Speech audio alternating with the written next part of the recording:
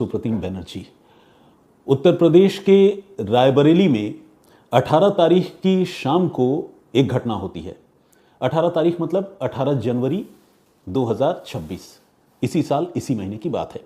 होता यह है कि एक लड़की जो कि रायबरेली में नेहरू चौक पर रहा करती थी, रहती थी, वो एक लड़के को अपने साथ तकरीबन नीम बेहोशी की हालत में या यूं कहें कि मुर्दा हालत में लेकर किसी तरह से कम्युनिटी हेल्थ सेंटर पहुंचती है। ये जो कम्युनिटी हेल्थ सेंटर है ये चांदपुर इलाके में है और नाम उसका वही है CHC चांदपुर। इत्तेफाक से ये जो लड़की है वो उसी कम्युनिटी हेल्थ सेंटर में काम भी करती है और उसके साथ जो लड़का है वो लड़का उसका दोस्त है, उसका जानने वाला है। ये लड़की जब वहाँ पहुँचती है तो लड़के की हालत जो है वो बताती है कि काफ़ी क्रिटिकल है और इसने जो है अपने गले में फंदा लगा लिया था। ये सुनते ही और उस लड़के की हालत देखते ही पूरे हेल्थ सेंटर में जो है वो लोग अलर्ट पर आ जाते हैं। डॉक्टर तुरंत उसे अटेंड करते हैं, कोशिश करते हैं कि लड़का किसी तरह से रिकवर हो जाए। मगर जैसे ही डॉक्टर उसकी नब्ज़ टटोलते हैं और दूसरे पैरामीटर्स चेक करते हैं, वो ये रियलाइज़ करते हैं कि लड़का जो है वो जीवित नहीं है, ज़िंदा नहीं है, उसकी मौत हो चुकी है। लड़की से डॉक्टर्स पूछते हैं कि ये कैसे हो गया और ये कौन है।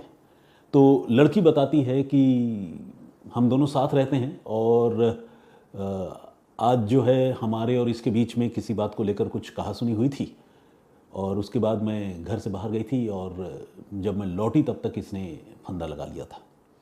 अब ये मंज़र जब बताया उसने, इस घटना के बारे में जब लड़की ने डॉक्टर्स को बताया तो डॉक्टर्स ने भी ये नोटिस किया कि हाँ, गले में एग्जैक्टली उसी तरह के लिगेचर मार्क हैं जैसा फंदा लगाने के केस में होता है।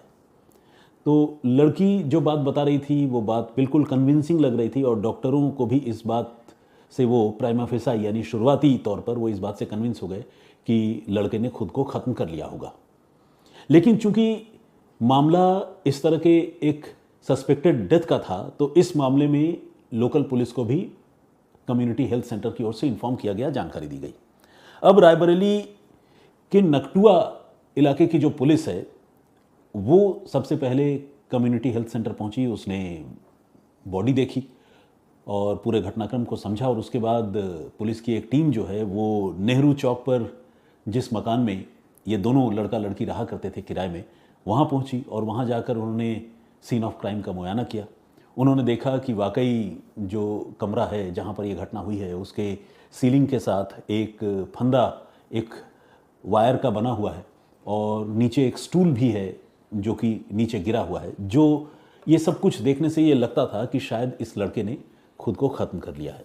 और जिस तरह के इनिशियल रिपोर्ट्स या मार्क्स डॉक्टर ने बताए थे बॉडी के ऊपर, वो भी इस बात की तरफ इशारा कर रहे थे कि ये मामला जो है वो सेल्फ हार्म का है और मतलब इस मामले में इस आदमी ने अपने आप को ख़त्म किया है। लेकिन पुलिस अभी इस मामले की जांच कर ही रही थी और पुलिस ये वेरीफाई करने की कोशिश कर रही थी कि लड़की का जो स्टेटमेंट है वो कितना सही है और सीक्वेंस एग्जैक्टली क्या है। पुलिस पूरे घटनाक्रम को समझने की कोशिश कर रही थी। इस बीच जो लड़का है उसके घर वाले रायबरेली पहुंचते हैं। लड़के का परिवार उत्तर प्रदेश का ही रहने वाला है लेकिन हापुड़ में, दिल्ली के पास ही है हापुड़, वहाँ के वो रहने वाले हैं। तो हापुड़ से वो रायबरेली पहुँचते हैं। ये जो लड़का है इसका नाम है हरिओम सिंह, जिसकी मौत हुई है। और हरिओम सिंह रायबरेली में चांदपुर इलाके में एक फाइनेंस कंपनी में मैनेजर के तौर पर काम किया करते थे। जबकि जो लड़की उसके साथ रहती थी, बेसिकली लिव इन में रहती थी, उस लड़की का नाम है शीतल और वो उसी रायबरेली के कम्युनिटी हेल्थ सेंटर में कम्युनिटी हेल्थ ऑफिसर के पोस्ट पर काम किया करती थी। यानी दोनों वर्किंग थे, दोनों सेल्फ डिपेंडेंट थे। बल्कि शीतल जो है वो तो गवर्नमेंट के साथ काम करती थी, कम्युनिटी हेल्थ सेंटर में हेल्थ ऑफिसर थी, और दूसरी तरफ हरिओम जो है वो, जैसा मैंने आपको बताया कि एक फाइनेंस कंपनी के साथ था। तो ज़िंदगी के किसी मोड़ पर दोनों की दोस्ती हुई और दोस्ती गहरी हो गई। इसके बाद ये दोनों लिव इन में वहीं रायबरेली के नेहरू चौक पर कमरा लेकर रहने लगे थे। दोनों का एक दूसरे के साथ अफेयर भी था और इसके बारे में घर वाले भी जानते थे। और शीतल जो है वो हरिओम से कहा करती थी कि प्लीज़ अब चलो शादी कर लेते हैं, घर वालों से बात करो। लेकिन हरिओम के घर वाले इस रिलेशन पर तैयार नहीं थे, वो राज़ी नहीं थे कि हरिओम जो है शीतल से शादी करें। इस बीच इन दोनों की ज़िंदगी में काफ़ी उथल पुथल भी हुआ यूं कि बीच में इन दोनों के बीच जो रिलेशन था, उस रिलेशन की बदौलत शीतल जो है वो कंसीव कर गई, प्रेग्नेंट हो गई। और इसके बाद ऑब्वियसली वो जब प्रेग्नेंट हुई तो उसने अपने पार्टनर को, हरिओम से कहना शुरू किया कि देखो अब तो मैं प्रेग्नेंट भी हो चुकी हूँ, तो अब तो शादी कर लो, कर ही लेना चाहिए, अब कितने दिन इस तरह से रहेंगे, लिव इन में रह रहे हैं, सबको पता चल गया है।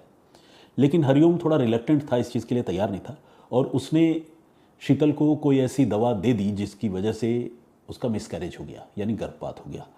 तो जाहिर है हरिओम जो है इस रिलेशनशिप को कंटिन्यू नहीं करना चाहता था, या हो सकता है कि वो कुछ और टाइम लेना चाहता हो, अभी वो इस तरह के फैमिली प्लानिंग के लिए रेडी नहीं होगा।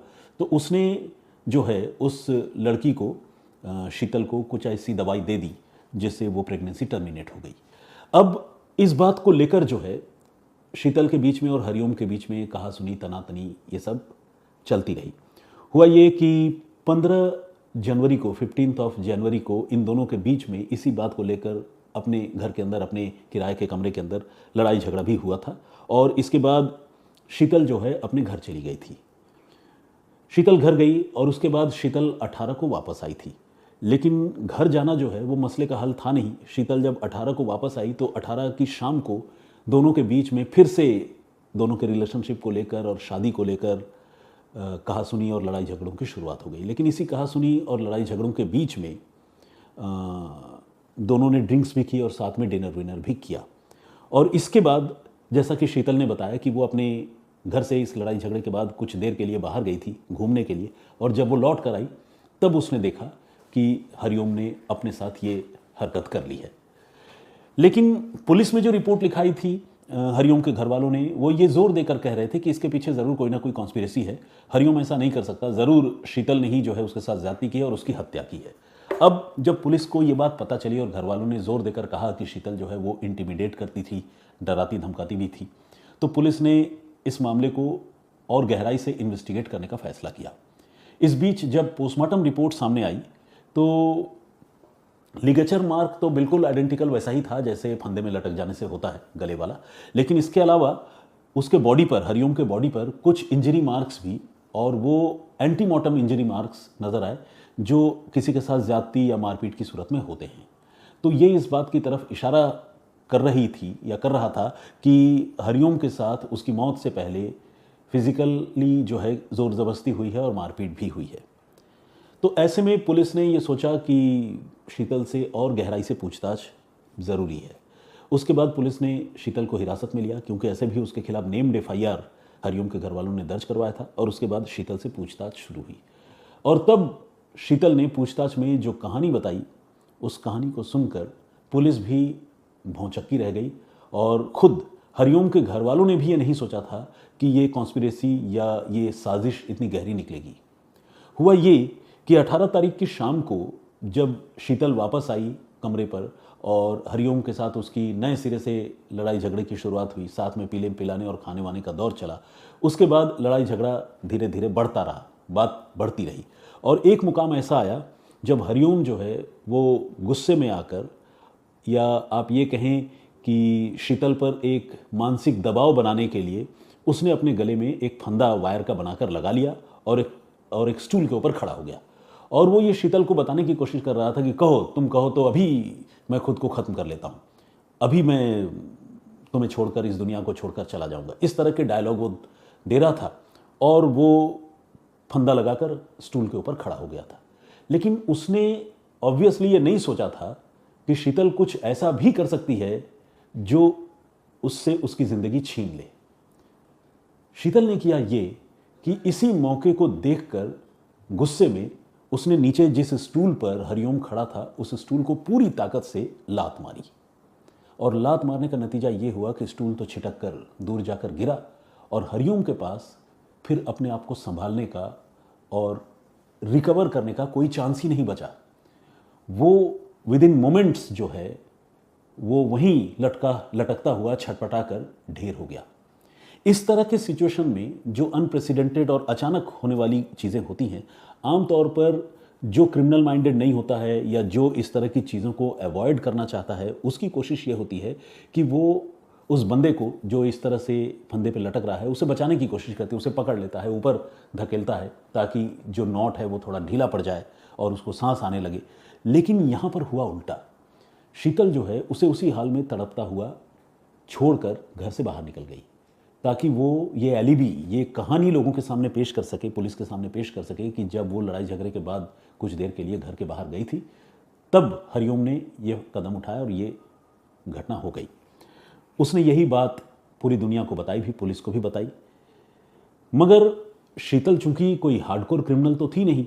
जब पुलिस ने पॉइंट वाइज उसको इंटरोगेट करना शुरू किया, दोनों के रिलेशनशिप से लेकर दोनों के बीच में हुए हॉट एक्सचेंज, पूरा सीक्वेंस, उस रात को हुआ क्या, कैसे हुआ, कितने बजे वो बाहर गई, बाहर क्या किसी से मिली या नहीं मिली, कितनी देर में वापस आ गई और बाहर क्यों गई, हरिओम ने क्या इस दौरान उसे फ़ोन किया, बुलाया, ये सारी बातें जब माइन्यूटली पुलिस उससे इंटरोगेट करने लगी, पूछने लगी, तो शीतल जो है वो नर्वस हो गई और उसने पुलिस को जो कहानी सुनाई, उस कहानी में डिस्क्रिपेंसी, यानी उस कहानी में कुछ झोल पुलिस को नज़र आने लगी।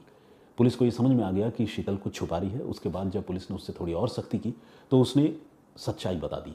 उसने बता दिया कि हरिओम जो है वो फंदे में लटकने का नाटक कर रहा था और मुझे डरा रहा था कि मैं इस तरह से खुद को ख़त्म कर लूँगा, और मैंने इस मौके का फ़ायदा उठाकर वो जिस स्टूल पर खड़ा था उसे लात मार दी और इससे हरिओम लटक गया और उसकी मौत हो गई। कहने का मतलब ये कि ये एक आइडेंटिकल केस था जिसे कोई भी देखकर ये कह सकता था कि ये मामला जो है वो सेल्फ हार्म का है और हरिओम ने ही खुद को ख़त्म किया है। लेकिन जो हकीकत थी कमरे के अंदर की वो कुछ और थी और उसमें लड़की की भूमिका थी। लड़की ने डेलिबरेटली उसका मर्डर किया था और ये मर्डर भी जो है वो अचानक हुआ। ऐसा नहीं कह सकते कि गलती से हुआ, क्योंकि उसने होशो हवास में स्टूल पर लात मारी और उसे पता था कि अगर स्टूल पर लात मार दें तो उसका नतीजा या अंजाम क्या हो सकता है, लेकिन इसके बावजूद उसने मारी। तो अचानक ज़रूर हुआ लेकिन अनजाने में नहीं हुआ। तो गुस्से में किया गया ये एक ऐसा फैसला था, ये एक ऐसा कदम था जिसने एक लड़के से उसकी ज़िंदगी छीन ली और एक लड़की को सलाखों के पीछे पहुंचा दिया। देखा जाए तो दोनों की ज़िंदगी बर्बाद हो गई। एक तो दुनिया से ही चला गया और लड़की की ज़िंदगी, अब जाहिर सी बात है कत्ल का मामला है तो इस मामले में आजीवन कारावास की सज़ा होगी और एक तरह से शीतल का लाइफ भी जो है, शीतल की ज़िंदगी वो भी ख़राब हो गई। तो ये था पूरा घटनाक्रम जिसे शीतल ने अपनी तरफ से छुपाने की बड़ी कोशिश की, लेकिन पुलिस के इंटरोगेशन में बंद कमरे के अंदर की सच्चाई सामने आ गई और उसने खुद कबूल कर लिया कि इस घटना को उसने कैसे कैसे और किस तरह से अंजाम दिया। हालांकि मेरा व्यक्तिगत तौर पर यह मानना है कि इस बात को पुलिस के लिए कोर्ट में साबित कर पाना बड़ा मुश्किल होगा। उसकी वजह यह है कि इस मामले में कोई और चश्मदीद नहीं है। सबसे पहले हरिओम की बॉडी देखने वाली भी कोई और नहीं बल्कि वही लड़की है जो उसके साथ रहती है, शीतल। और हरिओम को ऐसा करते हुए या हरिओम की हत्या करते हुए भी किसी ने शीतल को या हरिओम को देखा नहीं है। बंद कमरे के अंदर की जो कहानी शीतल ने पुलिस को सुनाई है, जाहिर है वो अदालत में इस बात से मुकर जाएगी और वो ये कहेगी कि पुलिस ने मुझ पर दबाव बनाया था और इसीलिए मैंने वो सारी बातें बताई थी। मारपीट की बात वो स्वीकार करेगी, बोलेगी कि हाँ मारपीट हुई थी, शीतल ने मुझे भी मारा था, मैंने भी मारा और मैं अकेली, मतलब हरिओम ने मुझे भी मारा था, मैंने भी हरिओम को मारा और मैं अकेली भला कैसे हरिओम की हत्या कर सकती हूँ, कैसे उसे इस कंडीशन में पहुँचा सकती हूँ कि वो किसी फंदे से लटकता हुआ मिले। तो ये बात बिल्कुल झूठी है, गलत है और उसने खुद ही ऐसा किया होगा। तो ये बात यकीनन शीतल आने वाले दिनों में कोर्ट में कहेगी और पुलिस की जो थ्योरी है या पुलिस की जो फाइंडिंग है उसको चैलेंज करेगी। आने वाले दिनों में ये देखना ज़रूरी होगा कि इस मामले में कोर्ट में पुलिस चार्जशीट दाखिल करती है तो उस चार्जशीट के फेवर में पुलिस वो कौन कौन से सबूत पेश करती है जिससे ये पता चले कि हरिओम की मौत जो है वो सेल्फ हार्म का मामला नहीं है बल्कि हरिओम की मौत जो है वो कत्ल का मामला है। क्योंकि जिस तरह के मार्क्स गले पर बने हुए हैं और जिस तरह से पूरा सीक्वेंस है वो एग्जैक्टली वैसा ही होता है जैसे जब इंसान खुद को ख़त्म करता है उन मामलों में होता है। तो ये था पूरा घटनाक्रम, ये थी पूरी कहानी। इस पर आपका पॉइंट ऑफ व्यू क्या है प्लीज़ हमें कमेंट करके ज़रूर बताइएगा। जो प्रीवियस स्टोरी मैंने आप लोगों को सुनाई थी, मैंने